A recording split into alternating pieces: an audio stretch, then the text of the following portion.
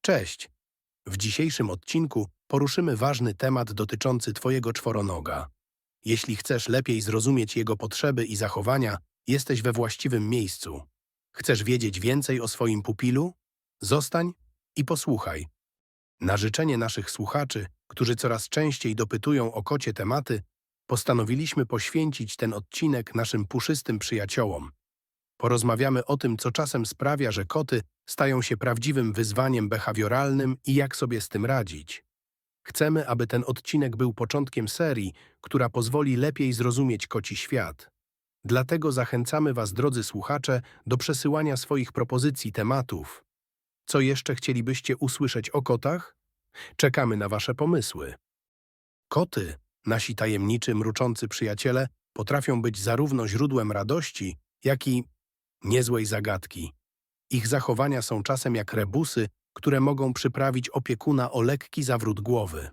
Dlaczego kot, który wczoraj lizał cię po nosie, dziś syczy, gdy tylko próbujesz go pogłaskać?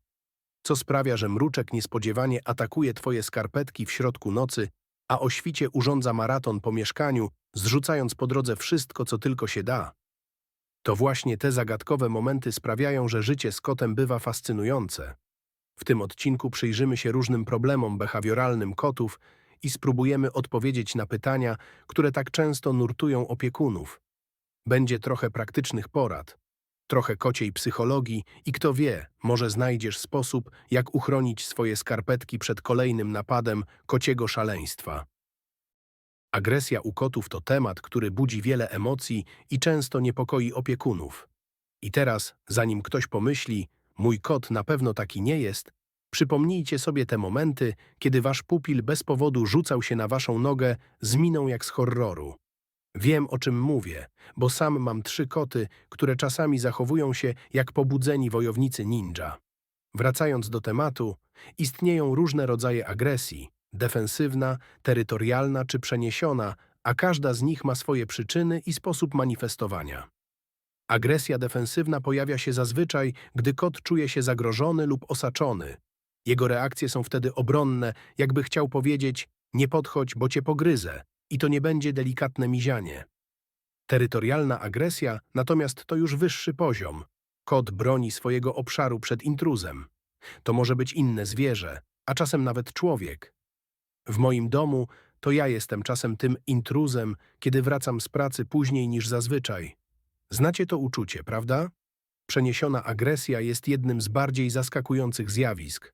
Kot, który nie może bezpośrednio zaatakować tego, co go stresuje, na przykład widzi innego kota za oknem, przenosi swoją frustrację na najbliższy obiekt. Może to oznaczać, że zamiast ataku na wroga zza szyby dostanie się innej kociej domowniczce albo o zgrozo waszej ręce. Aby zrozumieć, dlaczego kot wykazuje agresję, warto obserwować jego otoczenie i sytuacje, w jakich do niej dochodzi. Bo czasem okazuje się, że zły kot to po prostu zestresowany kot. Czasem wystarczy zmiana rutyny, wprowadzenie zabawek interaktywnych lub stymulacja umysłowa, by rozładować napięcie. Uwierzcie mi, czasami zwykła kulka z kocimiętką potrafi zdziałać cuda. Tworzenie bezpiecznego otoczenia i korzystanie z technik uspokajających, jak feromony w sprayu, mogą także znacznie pomóc w zmniejszeniu agresywnych zachowań. Także jeśli wasz kot nagle zamienia się w małego terminatora, zastanówcie się, co może być tego przyczyną. Zdarzyło wam się kiedyś wejść do pokoju i zobaczyć, że wasz kot zostawił niespodziankę tuż obok kuwety? Zamiast się złościć, zadajmy sobie pytanie, co mogło się wydarzyć w tej kociej głowie, że taka decyzja wydawała się najlepsza. Bo przyznajmy, koty to skomplikowane, choć cudowne istoty, które jak każdy z nas wie, potrafią zmienić zdanie co do tego, co im odpowiada, jak tylko poczują na to ochotę. Omijanie kuwety to sygnał, że coś może być nie tak. Może to być związane z chorobami, o których warto porozmawiać z weterynarzem, ale równie dobrze może to być stres lub, cóż, fakt, że kuweta stoi w złym miejscu, bo przecież kot, jako nasz mały król, nie zaakceptuje byle czego. A jeśli myślicie, że to drobiazg, to wyobraźcie sobie, że ktoś kazałby wam korzystać z łazienki z widokiem na zatłoczony salon. Brzmi niezbyt komfortowo, prawda? Mam w domu 3 koty. Jeden z nich uznał kiedyś, że żwirek to jego największy wróg. Jak sobie z tym poradziłem? Zmieniłem żwirek, postawiłem kuwetę tam, gdzie on uznał, że powinien mieć swoje małe, prywatne spa i voilà. Czasem wystarczy dostosować przestrzeń, zmienić typ żwirku na bardziej przyjazny łapkom, a czasem po prostu regularnie sprzątać. Tak, koty to esteci i higieniści, o czym wszyscy opiekunowie kotów doskonale wiedzą. Ale pamiętajcie, drodzy słuchacze, to jest właśnie ta magia naszych mruczących przyjaciół. Zawsze sprawiają, że nasze życie jest pełne niespodzianek, które mimo wszystko potrafimy wybaczyć. Bo przecież bezgranicznie je kochamy. Nadmierne drapanie i niszczenie mebli to temat, który każdy opiekun kota zna aż za dobrze. Jeśli ktoś twierdzi inaczej, to prawdopodobnie właśnie patrzy na swoje podrapane kanapy, udając, że nic się nie stało. Drapanie jest dla kota czymś więcej niż zwykłym odruchem. To jego sposób na komunikację, wyrażenie siebie, oznaczanie terytorium i dbanie o pazury. Pamiętajmy, że koty mają w genach potrzebę ostrzenia pazurów i rozciągania mięśni, co wpływa na ich samopoczucie. Jeden z moich kotów, ten najbardziej energiczny, właśnie przespacerował się po biurku i z rozkoszą patrzy, jak pisze. Pewnie planuje, co nowego podrapie, kiedy skończę. Ale wracając do tematu, drapaki to absolutna podstawa. Nie chodzi o jeden drapak, który kot uzna za nudny po tygodniu. Mówię o różnych drapakach, pionowych, poziomych, z linami, z platformami do skakania. Uwierzcie mi, wasze meble podziękują wam za te inwestycje. Jeśli zauważysz, że twój kot drapie ulubione miejsce jak oparcie kanapy, spróbuj zastosować specjalne środki odstraszające lub przykryć to miejsce na chwilę materiałem, którego kot nie lubi. Może folią aluminiową, która wydaje ten nieprzyjemny szelest? Specjalne nakładki na pazury też mogą być pomocne, jeśli kot ma wyjątkową słabość do niszczenia wszystkiego, co stanie na jego drodze. Nie zapominajmy, że koty drapią również w celu oznaczenia swojego terytorium. Zostawiają tam ślady zapachowe i wizualne. Dlatego w miejscach, gdzie często przebywają, warto postawić drapaki lub maty do drapania. A jeśli masz w domu kociego mistrza niszczyciela, zadbaj o to, by przestrzeń była dla niego ciekawa. Dodatkowe półki, zabawki, a może tunel, którym się pobawi. Najważniejsze jest zrozumienie, że koty nie drapią na złość. Dają upust swoim naturalnym instynktom, więc zapewnienie im odpowiednich warunków do drapania może uratować twoje ulubione meble i, co ważniejsze, wasze dobre relacje. Nie wiem jak wy, ale ja uwielbiam, gdy moje koty wieczorem przychodzą do mnie, układają się przy głowie i zaczynają mruczeć. To jak kołysanka, która czasem działa lepiej niż podcast, który włączam przed snem, a i tak nie zawsze wysłucham go do końca, bo zasypiam już po kilku minutach. Ich ciche mruczenie potrafi rozwiać wszelkie stresy i przypomina mi, dlaczego życie z kotami to wyjątkowe doświadczenie. No ale wróćmy do tematu. Miauczenie kotów ma wiele oblicz i choć na początku może się wydawać, że chodzi tylko o zwykłe „nakarm mnie”, rzeczywistość jest o wiele bardziej skomplikowana. Czasami miauczenie to tylko uprzejme „hej człowieku, pustka w misce to przecież skandal”, ale bywa, że jest ono wołaniem o pomoc lub sygnałem nudy.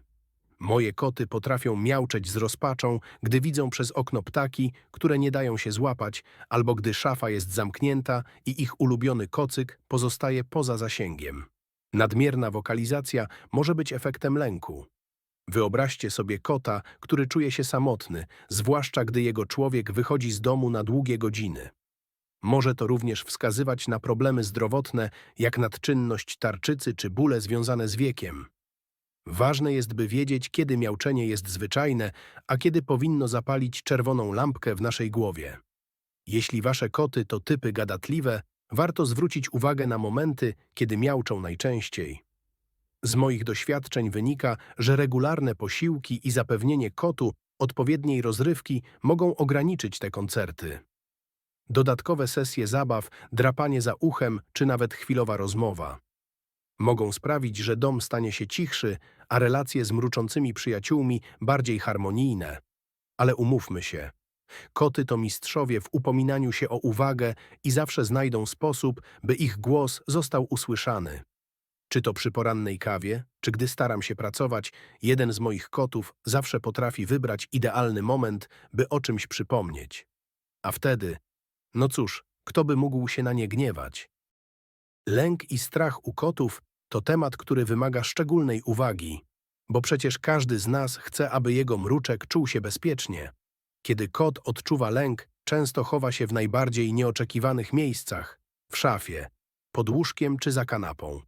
Typowe reakcje na stres to chowanie się, uszy stojące jak anteny czy nagłe oblizywanie pyszczka, jakby miały na nim niewidzialny okruszek. A kto z nas nie widział kota, który nerwowo trzepocze uszami, jakby usłyszał symfonię komarów? Kiedy zauważamy, że nasz kot odczuwa lęk, warto pomyśleć o feromonach. Te małe cuda potrafią ukoić nerwy nawet najbardziej zestresowanego futrzaka. Wyobraźcie sobie, jak miło jest widzieć, że wasz pupil czuje się bezpieczny i zrelaksowany, wracając do swojego ulubionego miejsca w domu. Bezpieczne schronienia to też coś, co koty uwielbiają. Małe budki, kocyki, a czasem po prostu karton. A tak przy okazji, kto z was nie przyłapał kota na triumfalnym siedzeniu w zwykłym pudełku, ignorując wszystkie drogie legowiska? Stopniowe przyzwyczajanie kota do stresujących bodźców to klucz do jego spokoju. Czasami wystarczy odrobina cierpliwości i małe kroki, żeby zbudować w kocie poczucie bezpieczeństwa. A jeśli kot potrzebuje więcej czasu? Cóż, jestem pewien, że większość z was, podobnie jak ja, jest w stanie czekać, bo nasze koty są tego warte. Agresja między kotami w jednym domu to temat, który wielu opiekunów zna z autopsji. Kiedy wprowadza się nowego lokatora, nawet najspokojniejszy kot potrafi zamienić się w obrońcę swojego terytorium, sycząc i strosząc sierść jak miniaturowy lew. Przyczyny konfliktów bywają różne, od rywalizacji o terytorium po brak wystarczających zasobów, takich jak miski, kuwety czy ulubione miejsca do spania. Tak, koty to mistrzowie w udowadnianiu, że każda kanapa, poduszka czy róg pokoju ma swoje zasady i właściciela. A czasem to miejsce przypada dokładnie tam, gdzie teraz siedzę, próbując pracować, podczas gdy mój kot zdecydował, że moja klawiatura jest jego tronem. Wprowadzenie nowego kota do domu to jak planowanie pokoju dyplomatycznego. Ważne jest, aby pierwsze spotkania były spokojne i stopniowe. Warto pozwolić kotom najpierw oswoić się z zapachem nowego towarzysza, na przykład przez wymianę kocyków czy posłań, zanim dojdzie do bezpośredniego kontaktu. Początkowe odgrodzenie nowego kota, a potem powolne zapoznawanie ich na neutralnym terenie może zdziałać cuda. Ale nawet jeśli przy pierwszym spotkaniu syczenie jest głośniejsze niż wieczorne wiadomości, nie ma się czego obawiać. To naturalna reakcja, a koty potrzebują czasu, żeby się do siebie przekonać.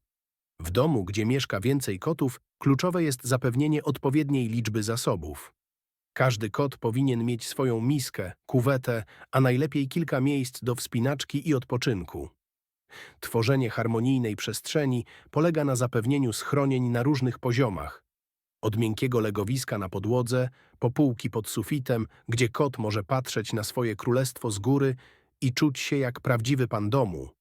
Kiedy koty mają możliwość wyboru i poczucie, że ich przestrzeń jest wystarczająco duża, napięcia często się zmniejszają, a życie domowe wraca na właściwe tory z mruczeniem, a nie syczeniem w dalekim tle. Wspieranie kociej równowagi emocjonalnej to bardzo ważne zagadnienie. Choć może się wydawać, że koty to samotnicy, którzy jedynie czekają na moment, aby zignorować nasze wołania, prawda jest taka, że mają one wyjątkowe potrzeby emocjonalne. Ich zdrowie psychiczne, podobnie jak nasze, zależy od poczucia bezpieczeństwa, rutyny i stymulacji. Każdy opiekun wie, że kot jest mistrzem obserwacji. Wyczuwa nawet najmniejszą zmianę w domu i z delikatnością godną szachisty planuje swoją reakcję. Kiedy rutyna jest zachwiana, kot potrafi manifestować swoje niezadowolenie w sposób, który nie sposób przeoczyć. Od miauczenia o 4:00 nad ranem po testowanie wytrzymałości naszej ulubionej zasłony. Rutyna to podstawa, ale nie oznacza to, że musi być nudna. Regularne zabawy z kotem, od prostego machania wędką po bardziej skomplikowane zabawy z interaktywnymi zabawkami, to nie tylko sposób na spalenie energii, ale też na stymulację umysłową. Kot, który ma zapewnioną rozrywkę, to kot szczęśliwy, a co za tym idzie, bardziej zrównoważony emocjonalnie. Dla kotów lubiących samotne eksploracje Świetnie sprawdzają się półki, tunele czy ukryte zabawki, które mogą odkrywać, gdy dom jest pusty. Nie zapominajmy też o diecie. Tak jak my czujemy się lepiej po pełnowartościowym posiłku, bo kto nie lubi dobrej pizzy na poprawę humoru, tak i koty czerpią korzyści z odpowiednio zbilansowanej diety. Suplementy takie jak olej z łososia czy specjalne witaminy mogą wspierać zdrowie psychiczne kota, pomagając mu radzić sobie z ewentualnym stresem. I choć suplementacja nie zastąpi czułej opieki i codziennej dawki uwagi, to jest jak ten mały bonus. Coś, co pomoże kotu poczuć się lepiej nawet w mniej sprzyjające dni.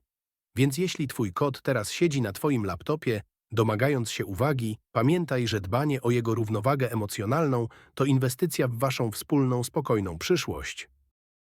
Na zakończenie podsumowujemy najważniejsze porady, które mogą pomóc każdemu opiekunowi w zrozumieniu swojego kota. Przypominamy, że kluczem jest cierpliwość i empatia. Koty, podobnie jak my, potrzebują zrozumienia i wsparcia, aby czuć się bezpiecznie i komfortowo w swoim otoczeniu. Podkreślamy, że wszelkie zmiany w zachowaniu warto traktować jako sposób komunikacji, a nie wyraz złośliwości. Warto inwestować czas i uwagę, bo każdy wysiłek wkładany w koci dobrostan wraca w postaci ciepłego mruczenia i wzajemnego zaufania. Ten kotełkowy podcast to początek serii, gdzie będziemy dalej zgłębiać tajniki kociego świata i pomagać wam lepiej zrozumieć waszych mruczących przyjaciół. Dziękujemy za wysłuchanie dzisiejszego odcinka Kundel Podcastu. Mamy nadzieję, że zdobyte informacje pomogą wam lepiej dbać o waszych czworonożnych przyjaciół. Zapraszamy do słuchania kolejnych odcinków i dzielenia się nimi ze znajomymi. Jeśli podobał wam się ten odcinek, prosimy o subskrybowanie naszego kanału, zostawienie łapki w górę lub komentarza. Wasze wsparcie pomaga nam tworzyć coraz lepsze treści. Dziękujemy.